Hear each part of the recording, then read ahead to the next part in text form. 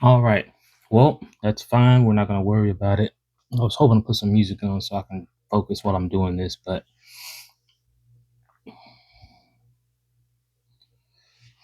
hey, what's going on? It's question, just like the word question, but without an I. All right, check me out. So, just had an assignment not long ago, and I didn't think it was that big a deal. It's a goal setting assignment, and I have goals set as far as professionally and things of that nature. But I thought, let me give this a try. It's seven uh, areas. Basically, it's called the wheel of life. You set three goals. You're going to set three goals um, within each section. Okay. I'm going to try and do a little bit better here, but just bear with me as I go about setting these goals. First off, the first section is a business and career section because that's a lot what I'm focused on at this point. So the first thing I want to do is define my life goals. Look at the real motivation and then see if I'm deeply aligned with my purpose. All right. So then once I have those goals, then I'll go ahead and set an action plan and start working on getting this thing off the ground. All right. So the first question is, what's your ultimate vision for second and third order, which is my organization? And then where do you want it to be financially and operationally? Also, what specific milestones would make you feel like you're truly winning this year? All right, so we're gonna put this in here. Let's see what we can work on. And then just bear with me on the microphone. I want to keep it near, but not on me, but also out of the way. Okay. All right, so let's look at the ultimate vision. Where do you want to be? What's your ultimate vision for second and third order? Oh man, this watch is kind of. I might have to do how the Rangers do, right? So it's one of my good watches, right? Put it on the way Rangers put watches on. And I don't typically talk when I type or write, but for the sake of the video, I'm gonna try. I'm gonna make an attempt to do so. We'll see how that goes. All right. Privatized um, organization that is sold or uh, what do you call it? IPO'd with valuation. And then the rough math I was doing this, it would come out to be two. You give it a 5x. Man, it it's a little scary, but I'd be conservative and say 3x. And then we'll go here. Let's make that what it is.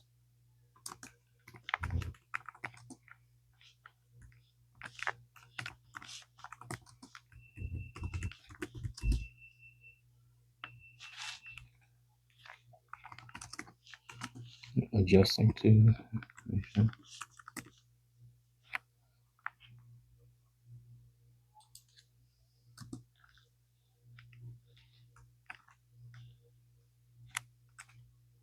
Let's go back to here. I had that in there. White collar.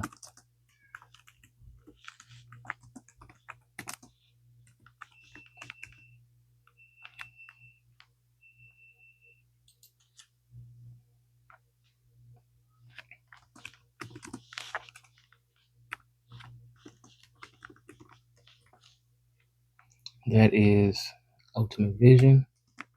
Okay. And where do you want to be financially and operationally? Is that for this year? It doesn't say for. Huh. Well, I did that one is ultimate vision. This next one, let me add this real quick.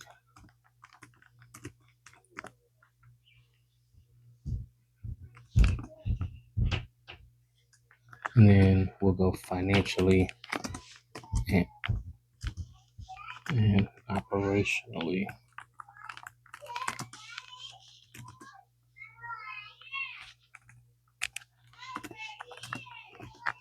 this year.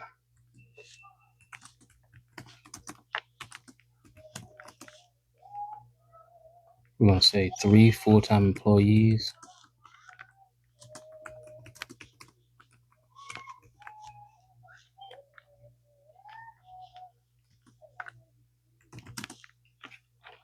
And we'll go to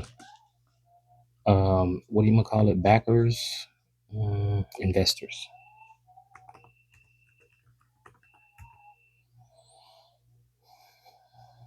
To investors. What is it? What do you want to be functioning? Racially, with the pipeline of, say it's 3 full-time, say 2 per, 6 active projects, and 18 in the funnel.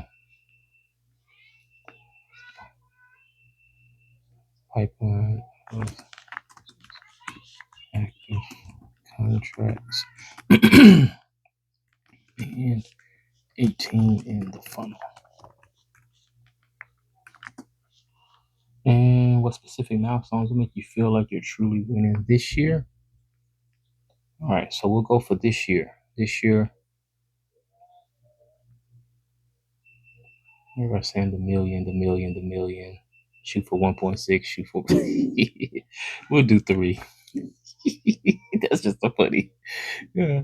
It was a funny conversation we had last night on a mastermind call, or not the mastermind call, but our mastermind class, where a lot of the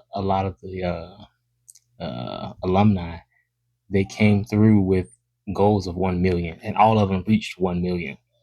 And in the end, they were always saying, or all of them said, if I had set my goals a little bit higher, I probably would have hit a little bit higher. So a lot of them was like, what was your goal? 1 million. I hit 1.3. What was your goal? 1 million. I hit 1.6. So he's saying, why didn't you just do 3 million or 5 million? So that's funny.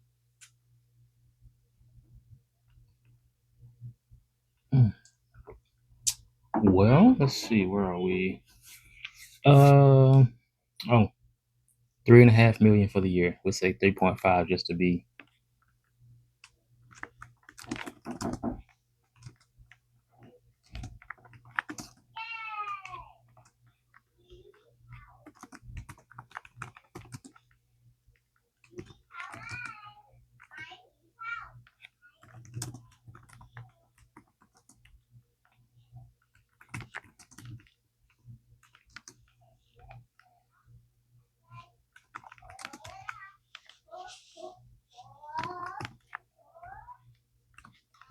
Okay.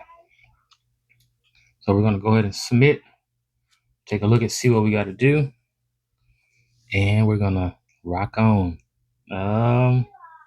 Ooh, is this? Oh, I done kicked out a whole lot, and then I'm using one of the tools to help me do some goal adjustment. Just going from there, just kind of taking it a step at a time. I got all that up there on the whiteboard, but I'm probably gonna have to take everything down. Start using some better methods of organization. I got me one of these daggone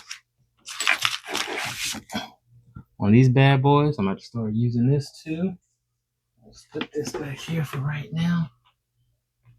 All right, we got work that we got to get going. All right, let's read through.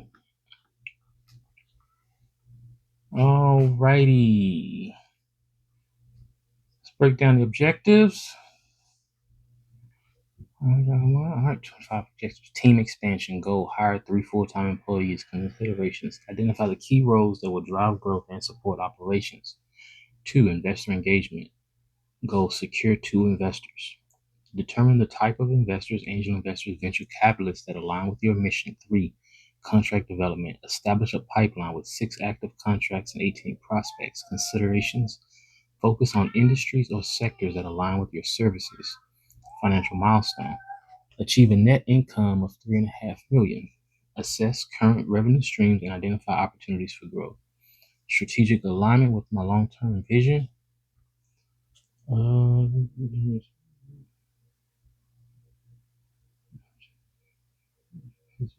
Okay, awesome. It's just a little blurb talking about how companies like Service Titan have reached similar valuations through IPO. So my next steps, I got to define key roles, what specific positions are critical to fill this year to drive the growth, the company's growth. What qualities of resources, investor criteria, what qualities of resources will I be seeking in potential investors? Where else we at? Target industries. What sectors am I focusing on for contracts, and what strategies will I employ to secure them? Start looking at my revenue strategies and what will be my primary revenue streams, and how can I expand or optimize. Um, so it says by addressing these, I can develop an action plan. Okay. All right. So that's the first part of that. All right. Let's see. Daggone, this is a lot. It's a lot more intense than I thought it was gonna be, man. Hey, say, you know what's funny? I think that's probably why I was a little hesitant to start down this road, just because I know that you can set these wildly ambitious goals, but until you actually start putting it on paper and start to see, like, okay, there is a pathway forward. What do you say on Doom? There is a way. It's only small, right? So, but you start taking that pathway, and it gets interesting. It gets fun to see. So, um, I think I'm gonna let this keep going. I'm gonna let the video keep recording, and then I'll upload it to YouTube probably. And then we'll go from there. But let's just address these questions here. All right. So what are we going to be looking at? Number one, we need project manager,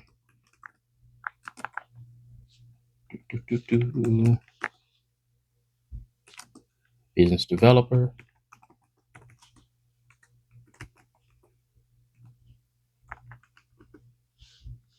and we're going to need a business manager.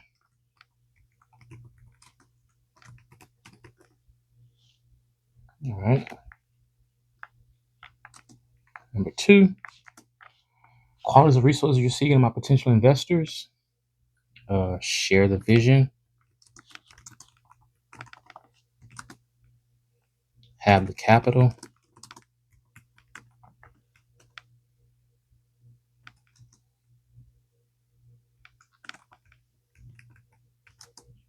possess intangible qualities congruent with the organization. You can't come in here looking crazy, talking crazy, acting crazy, and then thinking that because you got money, you're running things. It's just like a LT who just showed up in a formation, who just graduated, who's only been in the army for about a year, and think because he has an education or because he has a degree and now that he has a bar on his chest, let alone a butter bar, he knows what how things rock.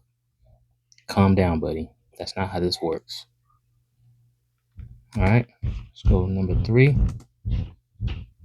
Target industries. Well, let's go real estate. Mhm.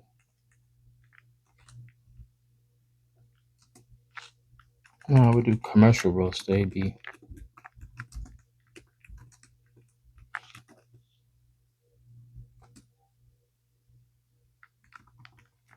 construction,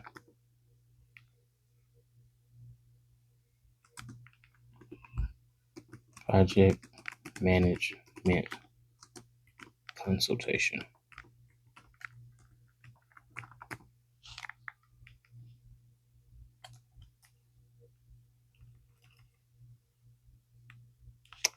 And let's go to number four.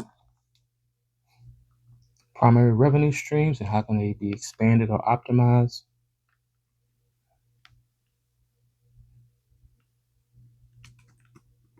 Land and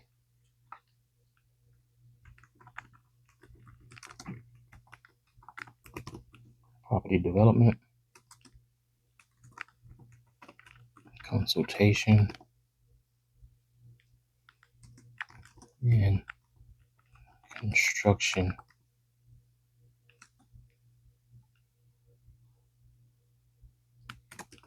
vertical,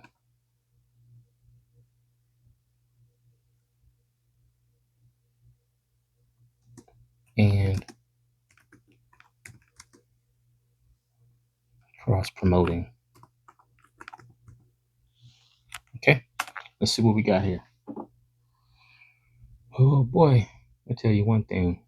It definitely does. When I initially set my goals, and I think if you follow any of my socials, you might have seen I posted this with my sunglasses at the top of the year, just because that's what I was doing. I was on vacation with the family out in California, enjoying the snow in the mountains and blah blah blah. And we started just having a good time. But I usually bring my computer. This time I only brought my notepad and a couple of pens, and I think maybe another notebook. But I started working on like, or at least start thinking about like, okay, where are we going this year? So right now I'm at 13 months from retirement from the army, and so I have to start, or not have to start. I've started years ago, 2 years ago to be exact. But I have to start kicking into high gear the process to leave, but then also the process to hit the ground running. So you're basically running out of a building on fire into flooded streets, so, or maybe running out of flooded streets into a building on fire, however you want to look at it. But it's definitely, it's tough on both sides, is my whole point. And so I try to look at these things, and I feel like Amazon in a lot of ways, not the kind of company, but in the sense that Amazon, one of the things that they did, which as I saw it happening, it didn't make a lot of sense to me. I was like, why are people investing in this company? Like, what is going on? And as I got older, went to business school, all these other things, I started to see that what was happening was they were investing continuously into their infrastructure, even though, them investing in their infrastructure caused them to have a loss. But they saw their KPIs, their key metrics that they were reading said, "Hey, we're very profitable, but we're going to take that profit, put it back into the company, and take it as a loss." Of course, as a business, you're writing those things off, so I understand that. But they were taking it as a loss for years, for a long time, and then all of a sudden, out of nowhere, "Hey, we'll get you your product in 2 days." It's like, wait, what? That's not even heard of. Well, while y'all were talking about how much we wasn't doing it, we was building distribution centers all over the country. We were establishing our delivery trucks, our delivery vans throughout the world, our flight system. We were cementing our partnerships with the U.S. Postal Office to ensure that we would have deliveries on Sundays and whatnot. So and I feel so going away from that back to myself, I feel like this whole time has been, it feels like it's been a lot of loss. But then I have to keep reminding myself, like, no, I'm investing in the actual infrastructure and going from there.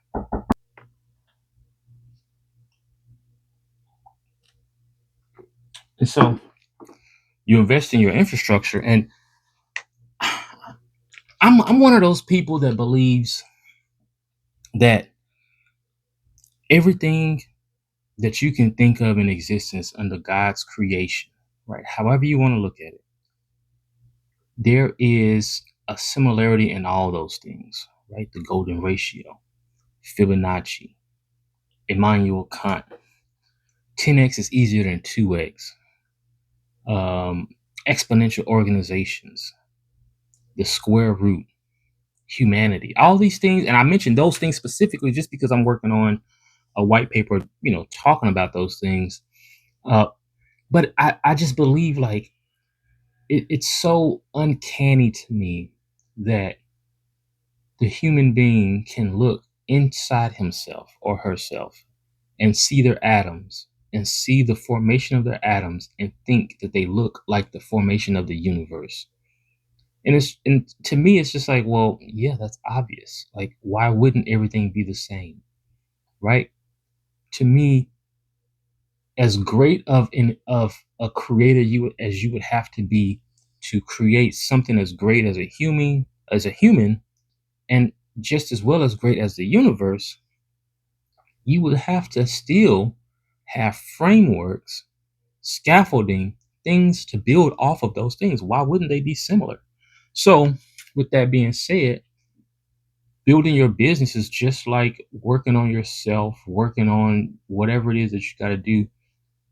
When a plant is being grown, it takes forever for the roots to grow. And then finally it shoots up past the dirt. But all of the hard work is not seen. And I look at the same thing as the infrastructure. And as hard as it has been, as frustrating, as time consuming, as capital consuming, as like all of the things that come along with it, I can start to see the light of day as okay, this is what is necessary, right? And we're still in the building phase. So second and third order is looking at the second and third order effects of what I like to call transforming American workforce one entrepreneur at a time. We have to do it. We have to take who we are as Americans, as citizens of the United States, and we have to show because we show on the charts innovation, patents, all these things come out of here, but to go and create things and to take things that we have created and have taken them somewhere else.